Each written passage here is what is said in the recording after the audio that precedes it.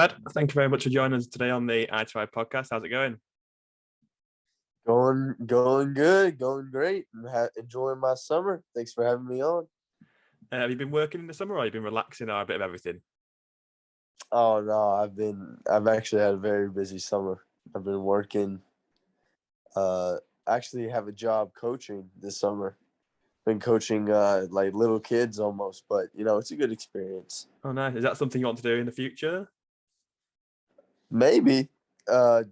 Definitely, if I was gonna go into coaching, it would definitely be like, older. But like these kids are only like 4 to 6 years old, like little, like just starting to play football.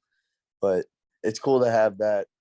It's cool to kind of have that, that influence on them, and if they have a good experience with you, then they'll be able to potentially remember you the rest of their lives as like their first, good coach, that really made them enjoy the game. So You've been taking tips off Jono. yeah. different style needed, I think, for that age. Yeah, no, definitely couldn't treat those kids and say some of the things that Jono does, Don't repeat anything. Yeah, don't repeat anything. But no. It's been good though. I've been enjoying it. And what time is it where you are, by the way? 6:48 in the morning. That's dedication. I love that, Brad. Dedication to the podcast. Yeah. Really just kind of out of bed. Good stuff. So moving on, taking it right back to the beginning. Can you remember when you began to play football and kind of your earliest memory in the game? Yeah, well, I kind of had a different start than most. I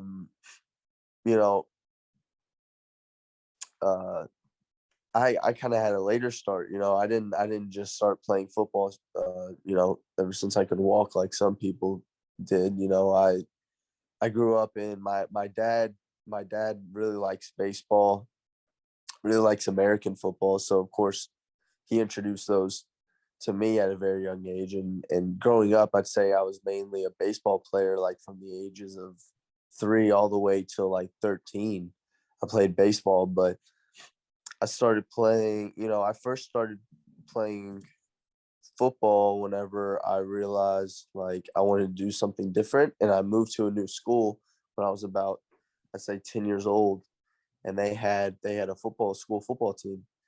And, I had a friend that played for the team, and he was like, you should just come out and try it. And so, I did. Of course, I wasn't very good then, but it was a good start, and it really made me realize how much I enjoyed that, playing football more than any other sport I had played. And then around when I was 12, 13, I told my dad that I only wanted to play football, that I didn't want to play any other sport. And he was really surprised at first, because I was kind of afraid to do it, because I knew how much he liked baseball and liked me playing it and like sharing that with me. But, I didn't nearly have the same drive to improve at baseball as I did with football. And I knew at a young age that whenever I did first start playing, I knew that I was going to have to do a lot, work really hard and train really hard every single day to catch up to those, some of those kids that had been playing ever since they were just little. I knew I was behind, but I knew that with, dedication and hard work, that I could catch up. And my goal was to keep playing after high school. And I found i2i, and I was able to do that. So it worked out. It definitely worked out. So did you have a number of different options then when it came around to college time, or were you always set on i2i and Yox and John once you discovered them? Yeah. No, I had about 5, 6 college offers, but the reason why I chose i2i over playing in college was because I wanted to play year round. Like I wanted to have a good 9.5 month long season. I didn't just want to play 4 months out of the year and then maybe a little bit in the spring, and then that'd be it. I wanted to be full-time playing on top of having my studies. So that's kind of why I chose i2i over any other option that I had. And in terms of discovering i2i's program, then did you go to an ID clinic in the States, or were you just contacted directly by the recruitment team? Yeah, funny thing is that Zane Love, the goalkeeper at i2i, I've known him since I was about 12 years old, and so we've been friends because we grew up in the same city. Grew up actually only about 20 minutes away from each other, and he was already committed to come to i2i, and he told me about it. It was like, you should really look into it. So I did, and then yeah, and then that's kind of how it started. Then I got contacted by the recruitment team, and then it just went from there. And when you told your family and loved ones about obviously your decision to move overseas, what were kind of their initial thoughts once you told them? I say surprised is a good answer. My mom wasn't surprised because she's always been like the most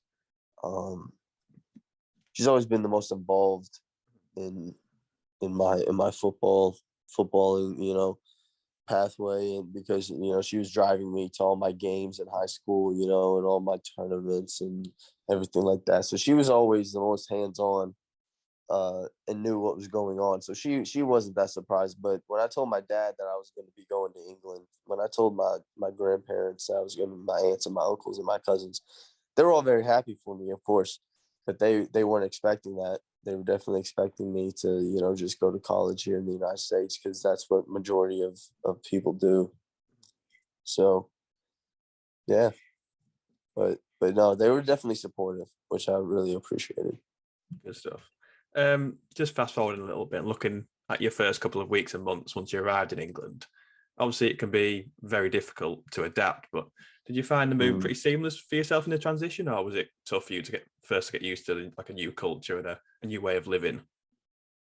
Yeah, so I think being surrounded by other Americans or other people that are in the same situation as you, it makes the transition easier than if you're doing it all by yourself. So I found, in terms of like socially, I found the transition, fairly easy.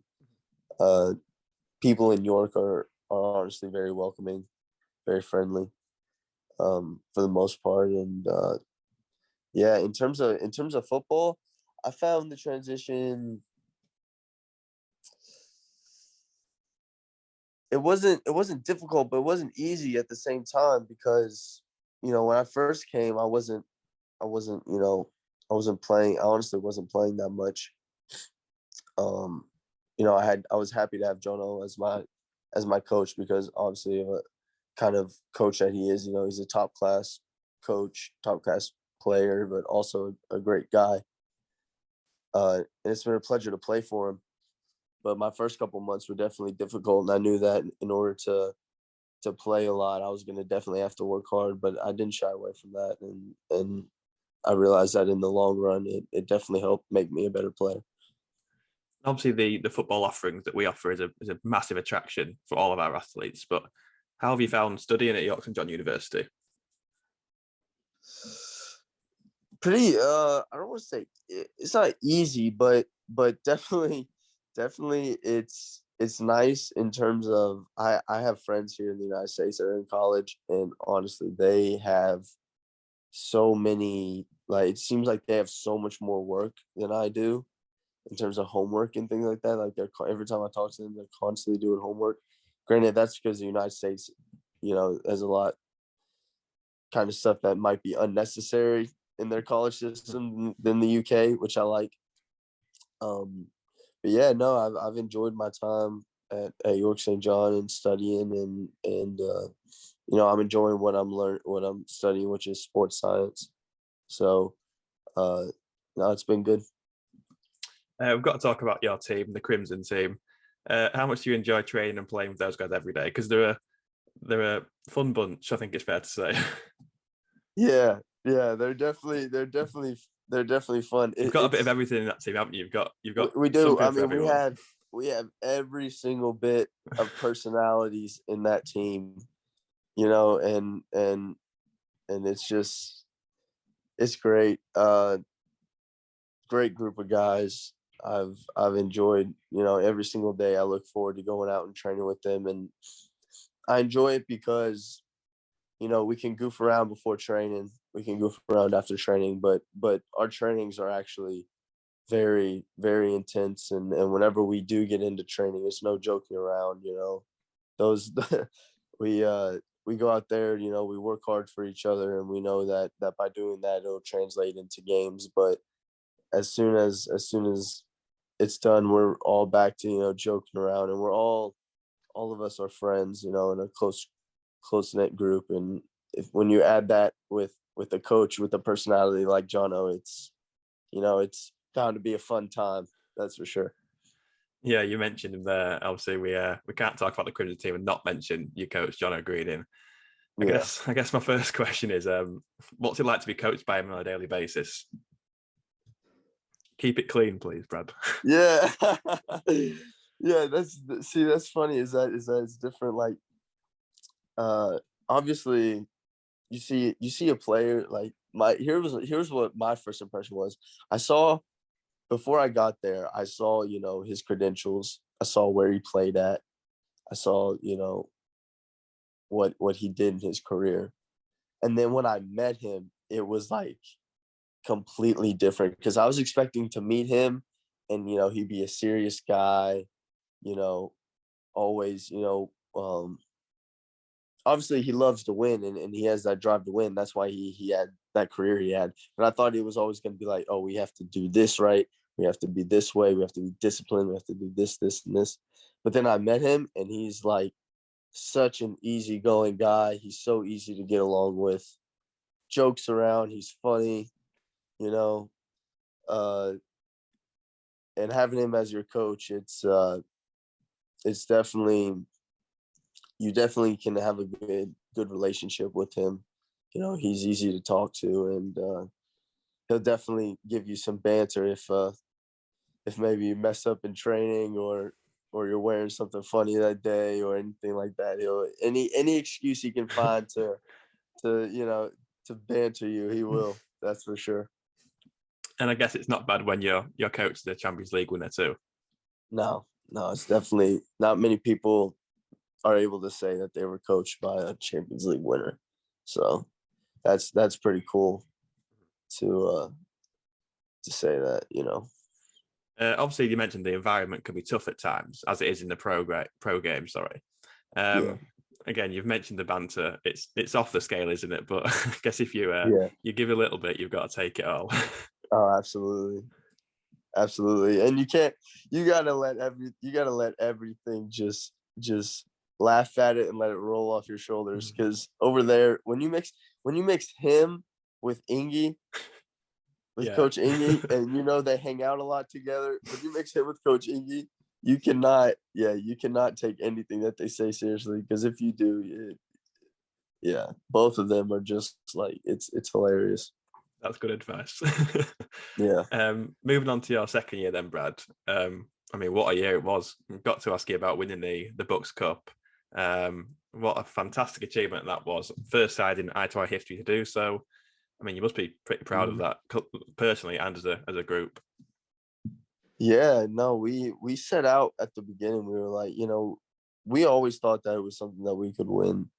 You know, Jono from the very beginning was always reminding us about how no team had done it yet, and we just wanted to, you know, put that little bit piece of history in i2i's, you know, in i2i's trophy cabinet. And yeah, we did it. There's actually some very good teams in the BUCS League, and yeah, it was cool to travel to Manchester for the final, and win the final, and come home with the piece of silverware. That's for sure. And the run to get to the final two was some really, really close, dramatic games. I think one went to extra time, I think, against Bradford at Haxby Road, I think, if I remember rightly. Yeah. And then another close game against our very own Red team at Haxby Road. A nice assist for you in that game as well. You remember setting up Asa on the corner? That goal was absolutely unreal. I mean, yeah, it was a good cross for me, but The leap. Asa leapt like a salmon, they say. I mean, his head was in line with the crossbar. It was insane how high that guy can jump. But I mean, what a header it was from him. So all credit to him. That's for sure. It may be tough for you to see personally, but how much do you think you've improved in these past 2 years? I think I'd say I've improved a lot. But that was really my main thing was I was coming over there, like I was going to England because I wanted, obviously at the end of those 3 years, like you want to leave being a better player than you were coming in. And when you're training every single day and you're focusing on the right things, you can't help but improve. And I always try to remind myself even on the bad days, like that's all part of the process. Whether I had a bad training session or a bad game, that's all part of the process. Everybody has those. But as you get better, you have less and less of those bad days and more good days. And I think that's just kind of what I was focused on, was no matter what, I'm going to work hard every single day to improve. And when you do that, only good things will happen. Because when you have a team full of guys that are working hard every single day to improve, you improve collectively as a team. And our team coming in, like I will say, like our team coming in was really good. The Crimson team, I think we really surprised a lot of people our first year because we beat, some good teams that we weren't expected to get results from, teams that were older than us. But I've also watched our team improve over these past couple years, and that's really been encouraging for sure. Something I've noticed, and I'm sure the coaches, the coaches have too, especially in this past year. After training, you often stay out and carry on practicing like by yourself. Might be a stupid question, but why do you do that? Obviously, no one else does that really. I've watched a lot of interviews and podcasts of professional players, whether that's Frank Lampard, Rio Ferdinand, Steven Gerrard, Cristiano Ronaldo, and every single one of them says like you got to be willing to do the extra miles if you want to improve quicker than others. And especially if you're trying to, which I am, especially if you're trying to make it into the pro game, you have to be doing everything you can. Just training with your team isn't enough because there's people out there that are training extra as well. And ever since I was, like I said, I started late, so I always was training extra because I knew that's what I needed to do in order to catch up. And so I've kind of always had that habit. But yeah, no, I think doing the extra work also gives me more confidence going into games because I know that I've done the work, and then now all I have to do is just show it on the field. So that's kind of why I do it. And also last season, this might be a case of what you just said, but you've played for a number of different i2i teams. Obviously, you've been featured in the black team quite a lot. Is that down to you volunteering or being picked or just wanting to get more game time? Kind of all three, to be honest. The first time I played for the black team was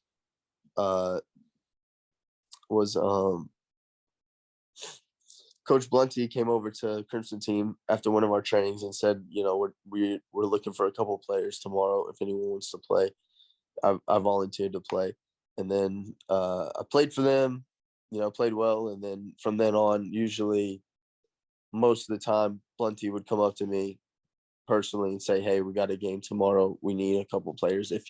If you want to play, I want you to play if you're able to, if you don't have schoolwork or anything like that. So usually I would take that opportunity too, because it was always good. I had friends on the black team.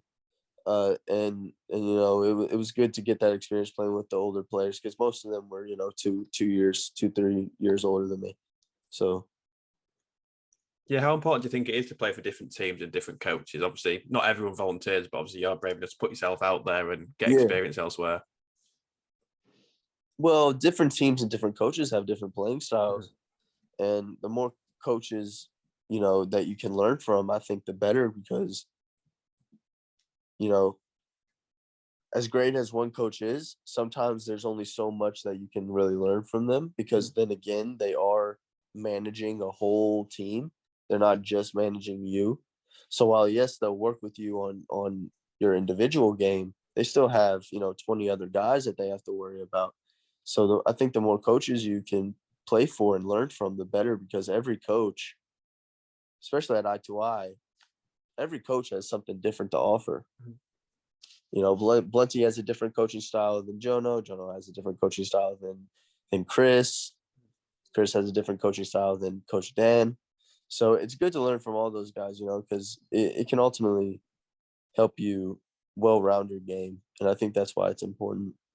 How important do you think it is, especially for players coming to I2I? How important do you think versatility is, and obviously being able to play in a number of different positions? Because obviously you came here as a central midfielder, and then you kind of worked into a full-back, wing-back role both sides. Yeah, well, I was kind of just anything for me. For me, I've always noticed the more positions you play, the more playing time you tend to get. You know, so I was kind of like whatever. I'll play any position if it means that I'm on the field. So if I gotta play center back, I'm even willing to do that if that means I get to be on the field.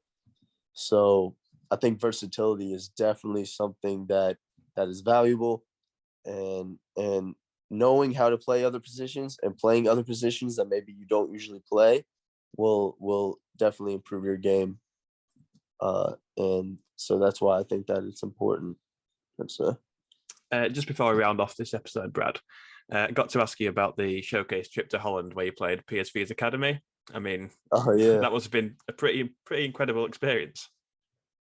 yeah, it was. Yeah, it was awesome. Um, it was it was honestly a great experience. It was a great trip. The group that we took, we had a lot of fun together. I'd never been to Holland, so it was really cool to experience that and to see Amsterdam. And we went to PSV first team game, which was really cool. And that I mean, PSV's academy, they're honestly one of the best in Europe. Their teams compete in Youth Champions League and everything like that. And the team that we played against, those academy players, they're a different class. The discipline that they show, the work rate that they show, and the quality that they have is some of the best you'll see. And getting to play against that and take away things from maybe some of those even opponents that you're playing, like you can take things away from their game and apply it to yourself. And so I think that's why that experience was so valuable because you see like some of these players one day are going to be playing like for big clubs, like first team, big clubs, potentially playing Champions League and things like that. And so you realize like what it takes to get there and realize what the difference is between maybe yourself and them, and then how you can take the steps to getting to that level, and their coaching and everything like that is first class, and the facilities are so nice.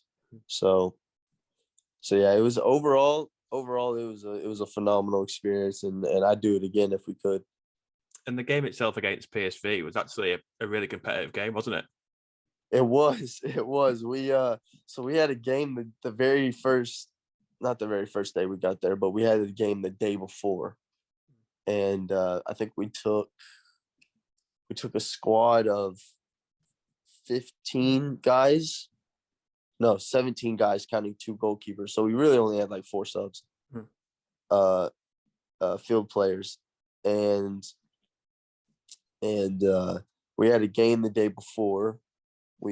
actually played really well in that game. We won that game, and then the very next day is when we played PSV, and we kept it. We kept it 0-0 all the way up until it was like the 68th minute before they scored their first goal, and then the last 20 minutes were a real fight. But I do think I'm not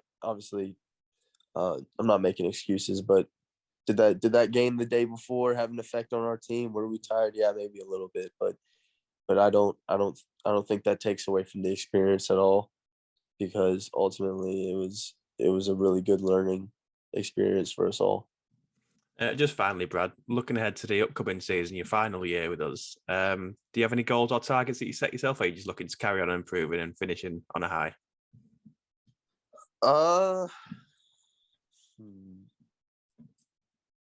Obviously I want to keep improving and finish on a high, but I think some goals that I would have for myself is to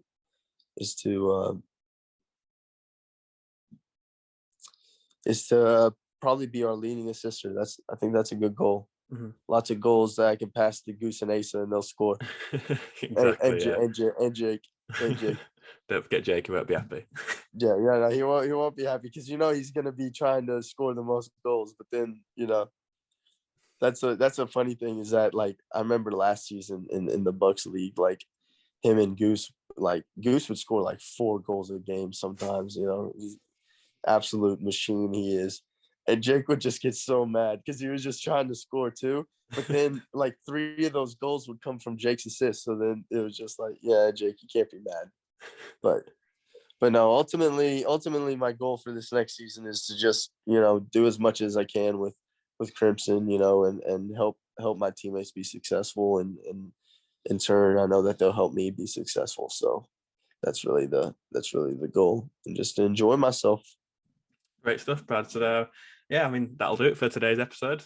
Thank you very much for joining us on the i2i podcast. Hope you've enjoyed it. Yeah, thanks for having me on. It was. Thanks for getting up so early as well. Yeah. And good luck for the upcoming season, and we'll see you soon. See you soon, mate. Cheers, Brad.